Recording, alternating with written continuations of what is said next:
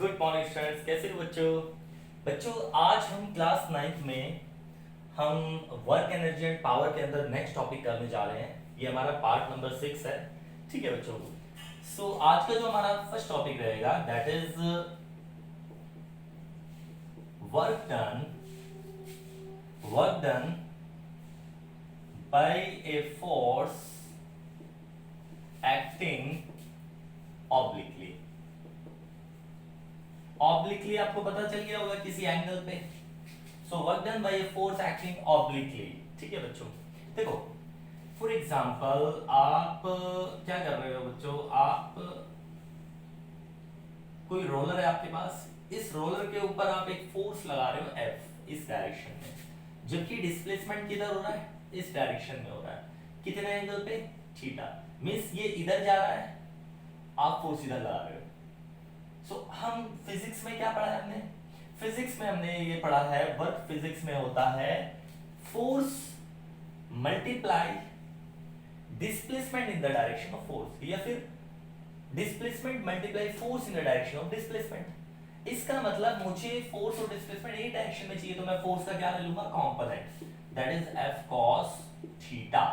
Force और displacement दोनों same direction में होगी, तो फोर्स कितना हो गया, F cos theta into displacement. तो ऐसे मैं लिख सकता हूं F multiply D multiply cos of theta. ये वर्क आ गया।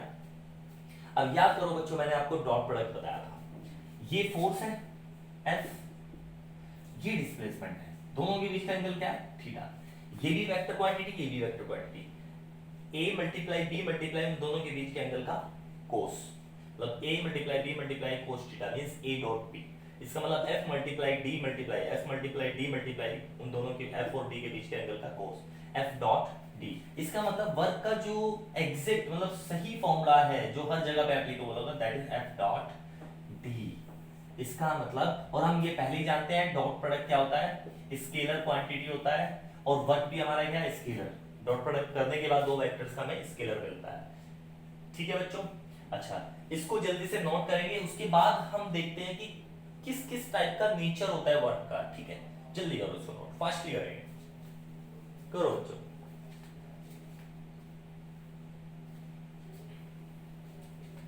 जल्दी करो बच्चों, फास्टली।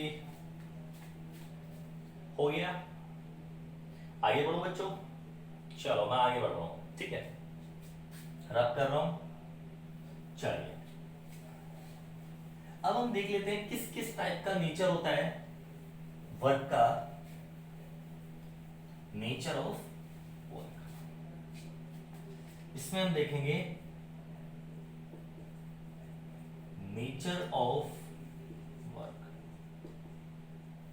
देखो बच्चों, नेचर ऑफ वर्क मींस पहला तो एक पॉजिटिव वर्क हो सकता है, पॉजिटिव वर्क। अब बच्चों आप सोच रहे हो कि पॉजिटिव वर्क कब होगा। बच्चों पॉजिटिव वर्क होगा, फॉर एग्जांपल हम मान लेते हैं फोर्स और डिस्प्लेसमेंट के बीच का जो एंगल है अगर वो लेस देन 90 डिग्री हो। समझ आ रहा है आपको, अगर फोर्स और डिस्प्लेसमेंट दोनों के बीच के एंगल लेस देन 90 डिग्री हो तो वर्क कितना हो जाएगा, वर्क हो जाएगा आपका दैट इज पॉजिटिव। कैसे, वो भी मैं देखो बताऊंगा आपको। इसका मतलब सबसे पहले तो हम लिख लेते हैं, अगर एंगल थीटा इज एक्यूट, अगर एंगल क्या है, theta is acute less than 90 degree, acute angle बोलते हैं उसको, सो वर्क यहाँ पे कैसा होगा, पॉजिटिव होगा आपका। अगर यकीन नहीं आता तो आप करके देख लो। फॉर एग्जांपल मैंने किसी फॉर एग्जांपल ले लेते हैं, मैंने किसी रोलर को इस तरफ खींचा फोर्स 10 न्यूटन से, और डिस्प्लेसमेंट इस बॉडी में हुआ इधर 2 मीटर, इनके बीच का एंगल है 30 डिग्री। तो बताओ वर्क डन कितना हुआ। वर्क का फॉर्मूला क्या होता है, एफ डॉट डी। तो बच्चों फोर्स कितना हो गया 10 मल्टीप्लाई डिस्प्लेसमेंट कितना हो गया 2 multiply cos of 30, dot product खोल दिया। सो 20 मल्टीप्लाई कोस 30 की वैल्यू कितनी होती है, दैट इज √3/2, 10√3 कितना आ गया, इधर लिख देता हूं मैं, इधर लिख देते हैं, ठीक है। 20 मल्टीप्लाई √3/2 कितना आ गया, 10√3 जूल। अब बच्चों ये वर्क कैसा आया, ये वर्क आ रहा है पॉजिटिव, प्लस का 10√3 जूल। इसमें कहीं नेगेटिव साइन तो नहीं आ रहा। इसका मतलब अगर फोर्स और डिस्प्लेसमेंट के बीच का एंगल 90 से कम है तो वर्क पॉजिटिव होगा। जल्दी से करो, उसके बाद हम नेगेटिव वर्क देखते हैं। सेकंड नेचर हम देखेंगे नेगेटिव वर्क। इसे नोट करो, फिर मैं नेगेटिव वर्क बताता हूं फास्टली।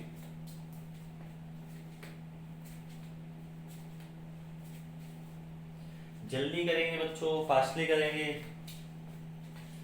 और ये जो मैं पढ़ा रहा हूं इसके ऊपर आपको न्यूमेरिकल्स की प्रैक्टिस करनी है, ये ऐसे ही नहीं छोड़ना, इसको न्यूमेरिकल्स की प्रैक्टिस करनी है। करो फास्टली, करो फास्टली।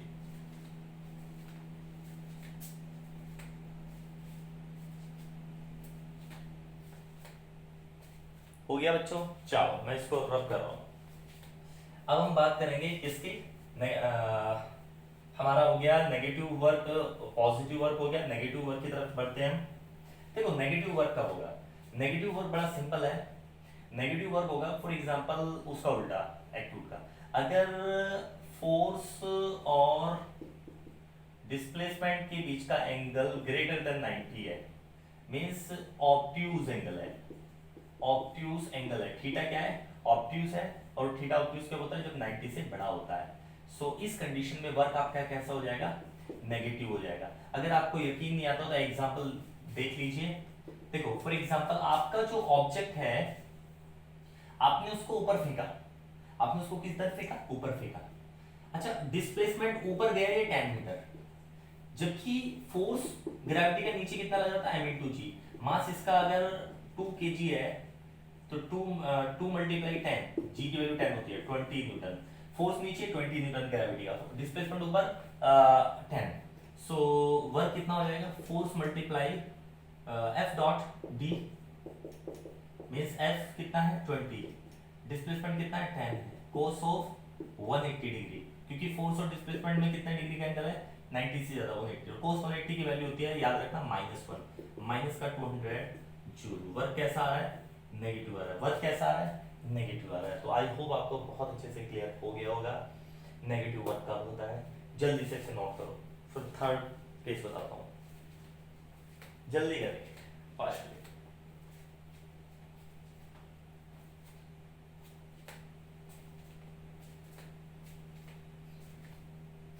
जल्दी करो बच्चों।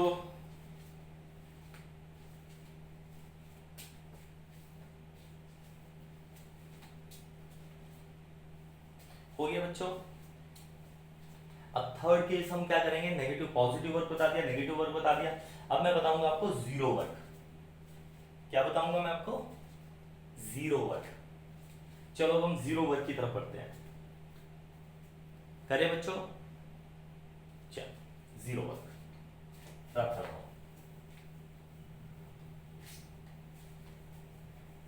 देखो जीरो वर्क क्या है? थर्ड केस है हमारा जीरो वर्क। अब जीरो वर्क कब होगा? जब फोर्स और डिस्प्लेसमेंट के बीच में एंगल कितना हो जाए? 90 डिग्री हो जाए। फोर्स और डिस्प्लेसमेंट के बीच में एंगल 90 डिग्री हो जाए, तो वर्क मींस परपेंडिकुलर हो जाए। थीटा 90, वर्क हमेशा जीरो। फॉर एग्जांपल मैं इसके दे रहा हूं आपको। देखो आप ये देखो, कोई भी कुली होता है, वो बक्से को रेलवे स्टेशन पे बक्से को ऐसे उठा के लेके जाता है, ठीक है? ऐसे उठा के लेके जाता है कि नहीं जाता? अब आदमी इसके ऊपर फोर्स जो लगा रहा है वो तो ऊपर लगा रहा है, बक्सा किधर डिस्प्लेस हो रहा है? इस डायरेक्शन में डिस्प्लेस हो रहा है। इसका मतलब फोर्स और डिस्प्लेसमेंट के बीच में एंगल कितना है? 90। इसका मतलब कुली ने तो कुछ वर्क ही नहीं किया, तो आपको पैसे भी नहीं देने चाहिए कुली को। लेकिन ऐसा नहीं होता एग्जैक्टली। एक्चुअली होता क्या है, हम जो फोर्स उसको ऊपर की तरफ होल्ड करने के लिए लगा रहे हैं, केवल उस फोर्स की वजह से वर्क जीरो है। बाकी जो हम इधर लेके जा रहे हैं उसकी वजह से तो कुछ ना कुछ होगा ही ना। आई होप समझ आ गया होगा आपको।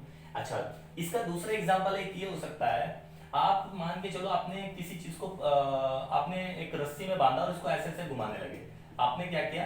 ऐसे हाथ से ऐसे ऐसे घुमाने लगे, तो आप फोर्स किधर लगा रहे हो? रस्सी का टेंशन वाला फोर्स आप किधर लगा रहे हो? हाथ की तरफ। ये किधर जा रहा है? डिस्प्लेस हो रहा है परपेंडिकुलर डायरेक्शन में। वर्क कितना होगा? आपने कुछ वर्क ही नहीं किया, जीरो। तो आई होप आपको समझ आ गया होगा। ठीक है बच्चों? अच्छा, ये चीज क्लियर हो गई आपको, वर्क का नेचर। जल्दी से नोट करो, फिर मैं आपको एनर्जी और एनर्जी के टाइप्स बताता हूँ। जल्दी करेंगे। मैं आपको बताने वाला हूँ एनर्जी क्या होती है और एनर्जी के टाइप्स क्या होते हैं। फास्टली नोट करो बच्चों, जल्दी से। चलो हो गया बच्चों, आगे बढ़ो। चलिए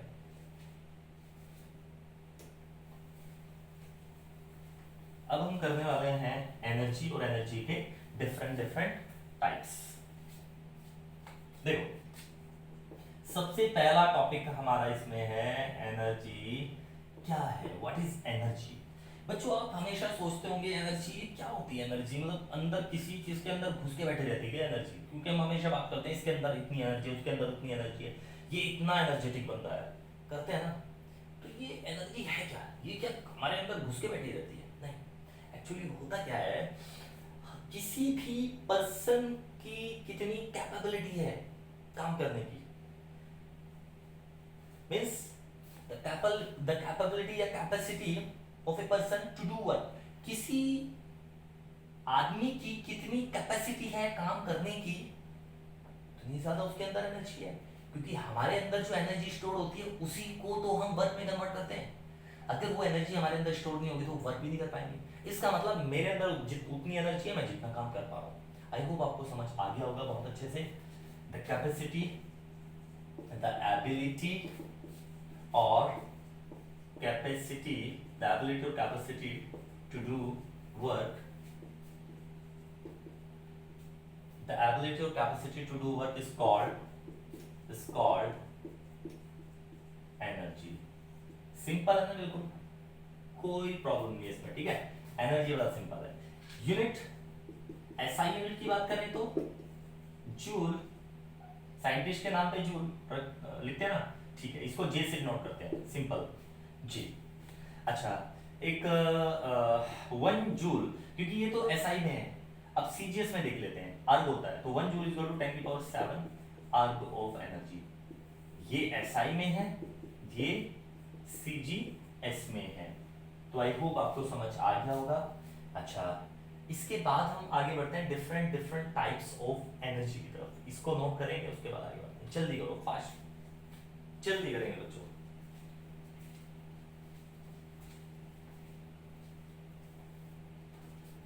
हो गया बच्चों, आगे बढ़ूं। चलो इसके बाद हम फॉर्म ऑफ एनर्जी बढ़ेंगे, फॉर्म ऑफ एनर्जी बढ़ेंगे, ठीक है, रब कर रहा हूं।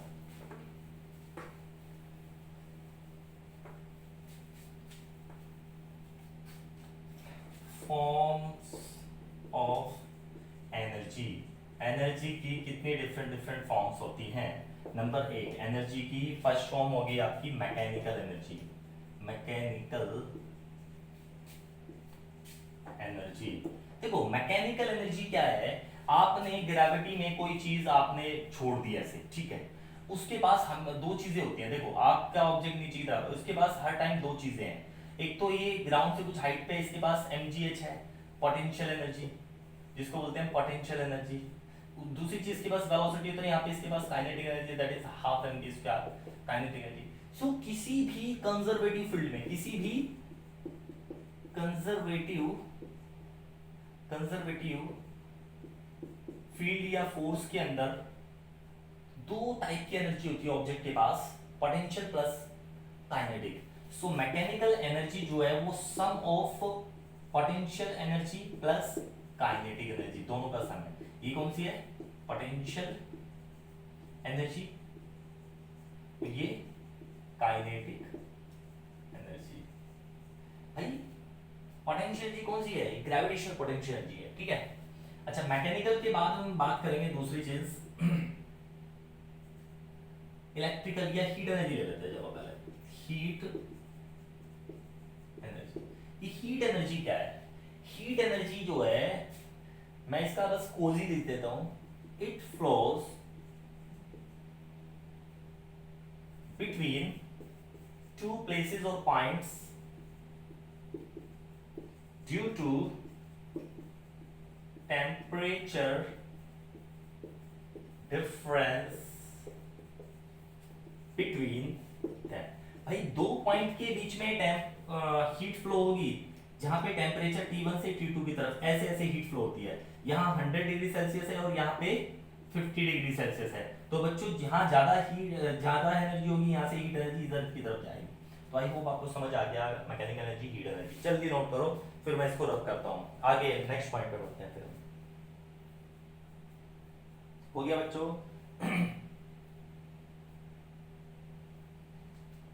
हो गया बच्चों?